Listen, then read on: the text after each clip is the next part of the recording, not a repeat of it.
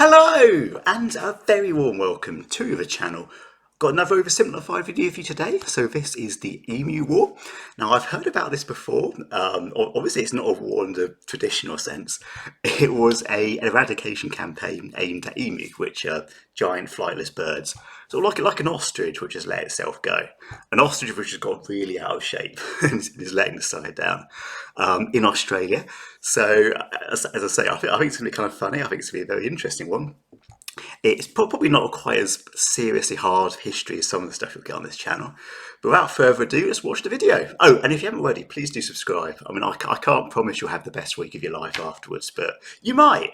And why take the risk? So, subscribe. This is Australia. For the man who imagines being strangled by a tarantula while a kangaroo breaks his kneecaps and thinks, yes please.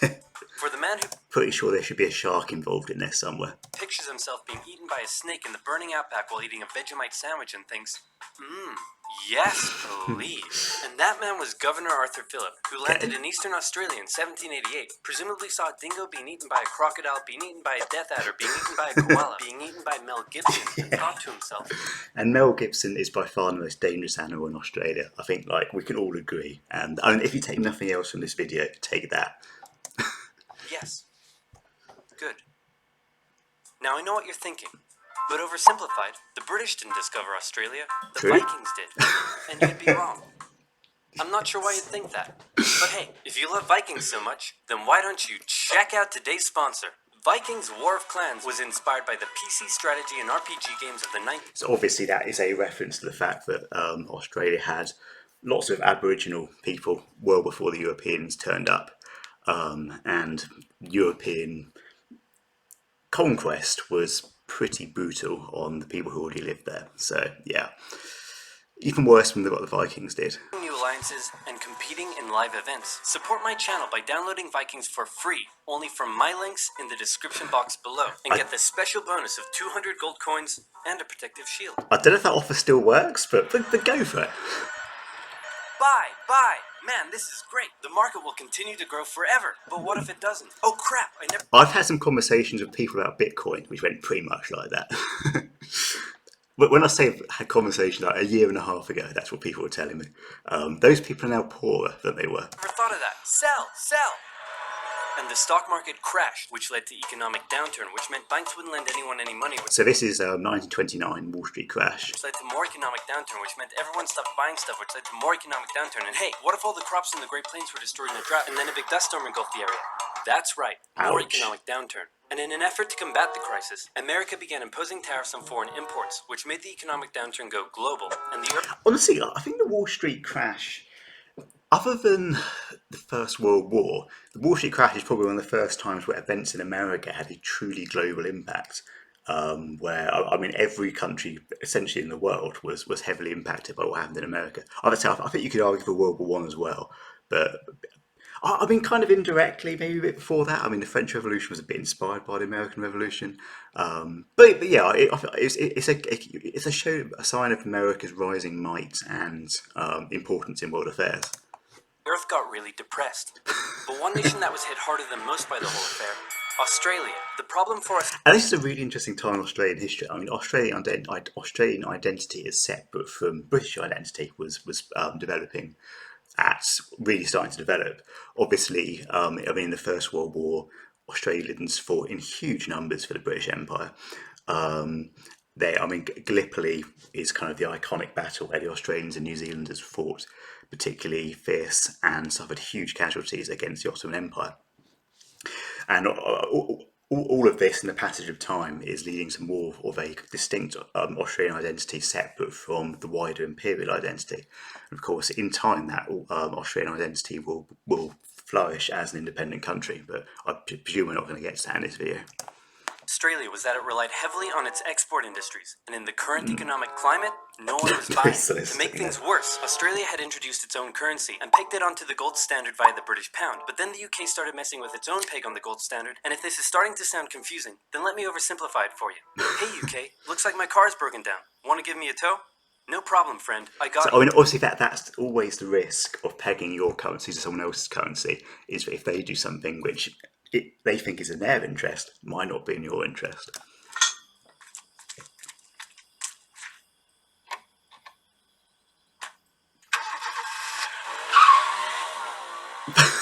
I feel that's like the last 10 years of UK politics in a nutshell, minus the fact we've taken Australia with us, because Australia's actually doing pretty well. More economic downturn. The point I'm trying to make is things weren't good, and in particular, it was Australia's farmers that were suffering most. After the First World War, Australia had given returning veterans land for farming, but with the current economic crisis, the farmers just weren't making enough money, and many left to go find work in the cities. But for those who remained, things were about to get even worse. Before we get That's a fantastic villain introduction, like Marvel level. into that, it's time for some cultural exchange. My national bird is the bald eagle. It's a strong patriotic symbol of America and a deeply valued and protected species. Yeah. My national bird is the peafowl. It's a beautiful creature whose vivid colors represent India, so we list it as a protected species. You got a peacock in the UK. My national bird is the emu, and it's a pest. Also, Yeah. bloody delicious. Emus, 6 feet tall. I've never tried. I've never tasted emu. I don't know. I've never even thought of that as an option. So, the UK's national bird would be what, the Eurasian robin, which I think any of those other three could probably kill in about one peck. 90 to 120 pounds, and able to run at speeds up to 40 miles per hour, usually return to the coast after their breeding season. But suddenly they found Western Australia full of lush, wet farmland. Oh my, look at all this delicious wheat that just so happens to be growing here in large quantities. Hey guys, get a load of this. You know, look at all this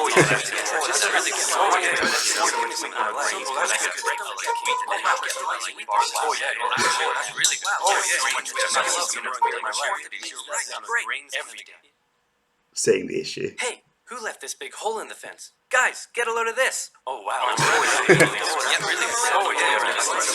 I believe. Correct me if I'm in the comments.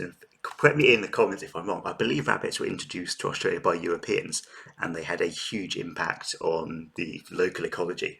I mean, some of it quite damaging, I think. Which is, you think fluffy bunny rabbit, what harm could it do? Well, you'd be wrong.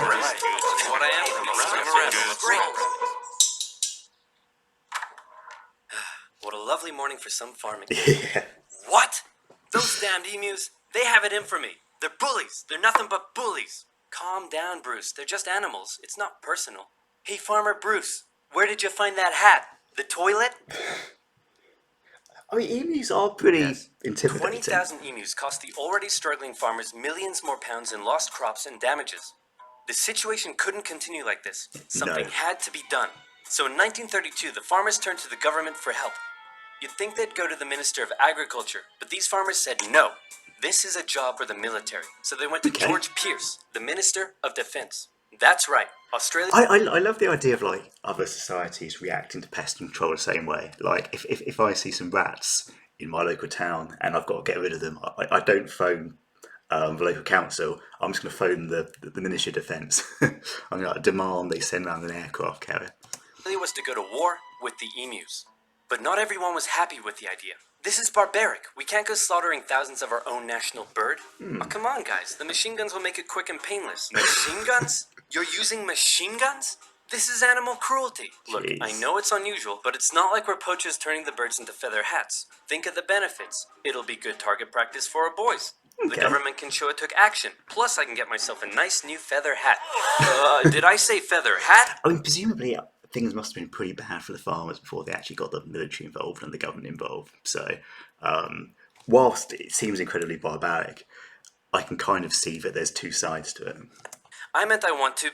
To be clear, that doesn't mean I want to go and machine gun emus. Like, if you're watching this at London Zoo, your emus are safe. I'm not going to come down there tomorrow. But just in case. Together chat with you about getting you all some nice new feather hats. Did I say feather hats? I meant I want to wage terror at these emus and turn them all into feather hats.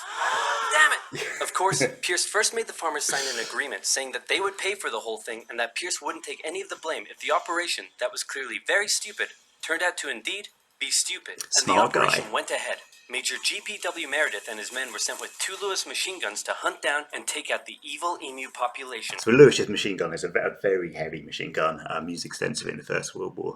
In Western Australia. Target spotted. Well, was it an emu? No, sir. It's an emo. Damn it, Jones. Learn your vowels. Whatever happened to emos? Like there were loads of them in the noughties. Obviously, the Australians have done a better job at eradicating emos than emus. I'm sorry. Okay, it looks like the humans are coming for us. But check this out. I've come up with an amazing plan. See if you can follow me here, okay? When they approach, we run away. Sir, you're a genius. Pierce sent a camera crew along with the machine gunners to capture some good old propaganda for the government. And the first battle took place in November at Campion.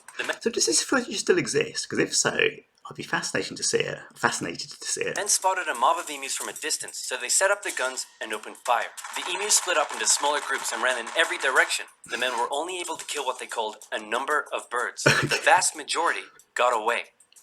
This is why you should fight against a more reasonable opponent. Don't fight against emus. Fight against the Ottoman Empire, the German Empire, the Austro-Hungarian Empire. That's what the Commonwealth of Australia can deal with, not emus. They're punching above their weight. Cut!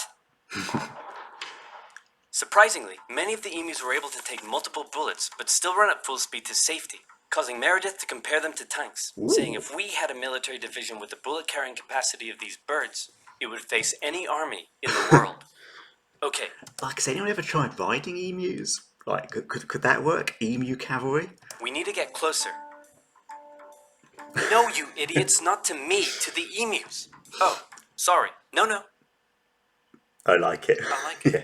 So next, they tried sneaking up on a large number of emus near a local dam and firing at short range. Maybe the men were just unlucky, but my professional opinion says the emus were magic, because both guns jammed after just 12 emus were killed, and once again, the rest got away. Cut! I really want to see this footage. The men were feeling a little humiliated after losing to a pack of discount ostriches, so they decided to move further south, where the emus were said to be tamer. And this time, they had a new strategy. Okay, Jones, here's the plan. You mount the machine gun in the back, I'll chase the emus, you shoot. Got it? Got it.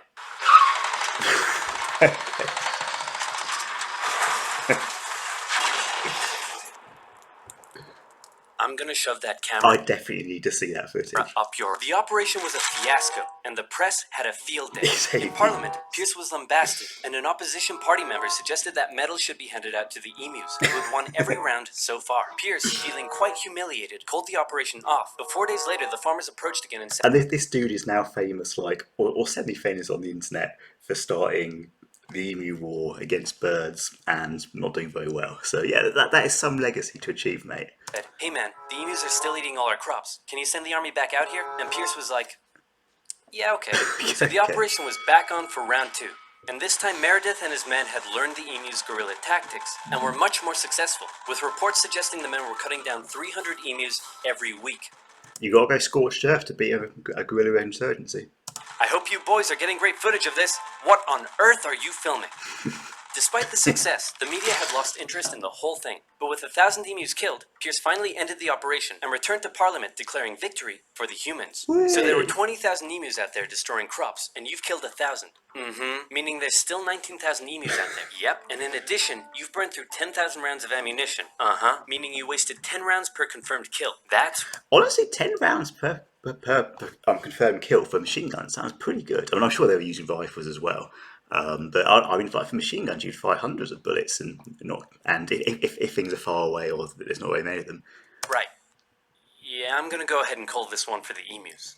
At least Fair enough. Yeah. What? So in the end, the emus won the Great Emu War of 1932, and the emus continued to wreak havoc on the farmers for years to come. The government introduced a bounty system, which saw some success. But for a moment, let's take some time to remember the brave men who said goodbye to their families and risked their lives to take on the great, evil emu population in Western Australia. But if you're an Australian soldier, like you've just gone and fought in the First World War, you're a veteran. You've been there for quite a while. Fought in the First World War. You fought at Passchendaele against the German Empire. You fought against the Ottomans, and then 15 years later, someone wants you to go and shoot some emus. Not emos, emus. I would take that. I think that's a much more reasonable conflict for humans to get into. Even more importantly, let's think of the friends they made, the bond they created, and the memories they shared. Definitely needs to be a movie about this, with Mel Gibson, of course, playing an emu. Take me home to golden fields and sights of days gone by.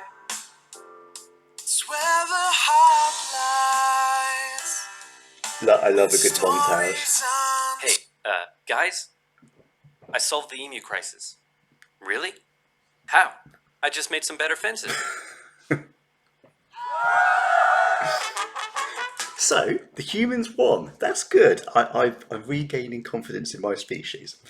So I think we can all agree that is by far the most academically rigorous video that I've yet reacted to. The most, I mean, an issue that historians all over the world debate to this day. So, I mean, why did the West rise? Why did the Roman Empire fall? Why did the Australians eventually manage to control their emu problem? The three great questions that we all tackle. But no, thank you very much, guys. It's been great fun. Obviously, a bit of a silly video, but good fun. So if you haven't already, please do subscribe, and I hope to see you next time. Thank you.